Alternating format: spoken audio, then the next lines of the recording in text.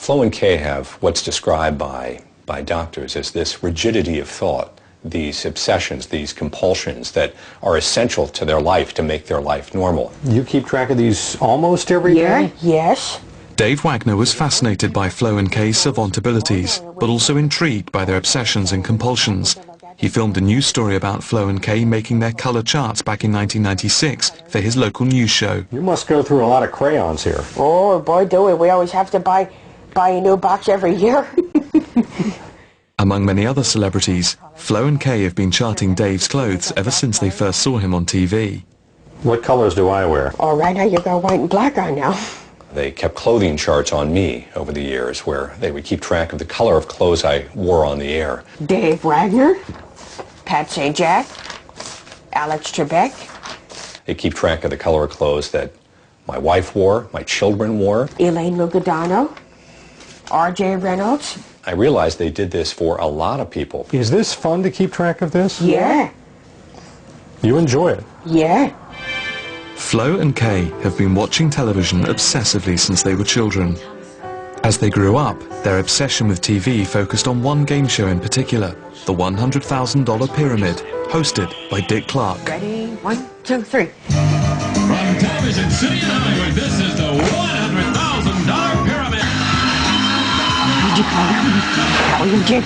It is the $100,000 Pyramid. It's the end of a week, and we've got to win some money here. Ready, go. Okay, here we go. Okay, I'm lightning.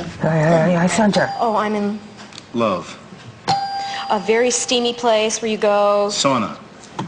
When you hit yourself on the head really hard, you've got to... Concussion.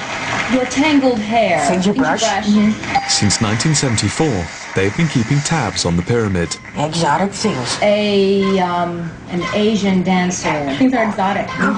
They catalogue every question and answer, and write down the number of times buzzers and bells sound in the show. Smudge newsprint. I think what's going on for these young ladies when they do this is, number one, it fits a particular time of day, and of course this reflection on facts. And individuals who've got a really good memory for facts thrive on that kind of stuff. Oh no, by the way, typical people watch game shows too. Yes. Flo and Kay's obsession with documenting the pyramid is part of their autism. For the duration of the program, they are able to exercise complete control over what goes on in their world. All righty. It exercises your brain. And it makes it smell like rubber.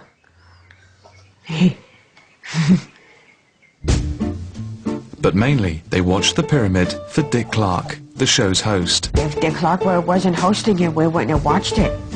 Dick Clark is huge in the USA as a TV personality and game show host. They've idolized him for years, and he's a very important part of their lives. They don't forget any of his birthdays. When is Dick Clark's birthday? November 30th, 1929. Where was he born? Mount Vernon, New York. When did he start American Bandstand?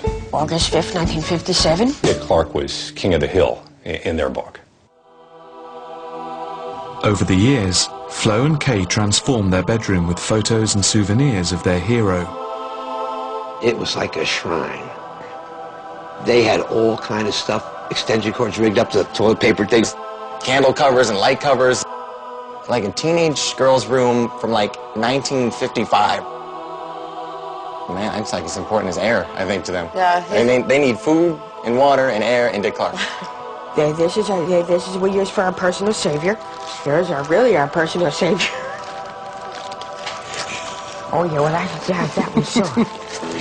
Dick Clark. Flo and Kay's abiding passion for Dick Clark never let up, whatever else their lives brought. In 1983, aged 27, they were uprooted from Irvington, New Jersey, and taken by their parents to live in Florida. Though Flo and Kay were still sheltered, they did get out more.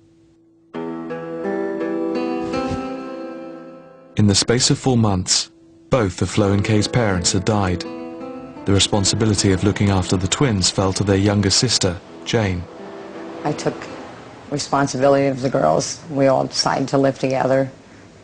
And we're still sisters. I look at them as my sisters, but I would be the parent role. Now that Jane was caring for them, the twins blossomed. As children, their parents sheltered them. And when they both died, Jane really opened up a whole new world for Flo and Kay. Out of all people that can, you know, just take care of them the best, she was the one to do it. Yeah. She had the ability to, you know, she knew what they needed.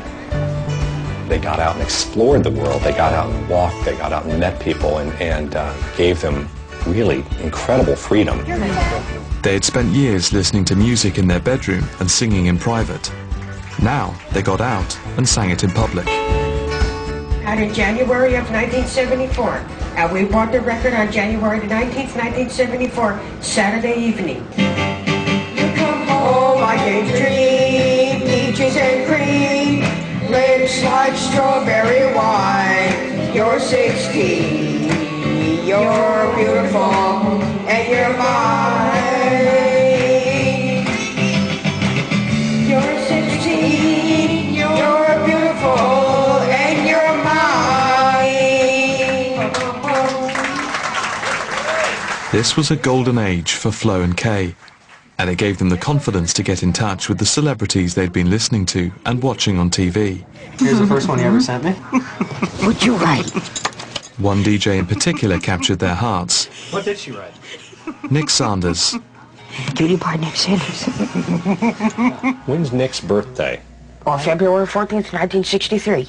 How long's he worked at the coast? Or 9 months. It was 9 months this past Monday. And what's his girlfriend's name? Oh, we don't remember now. She's sort of like on the ugly side, though.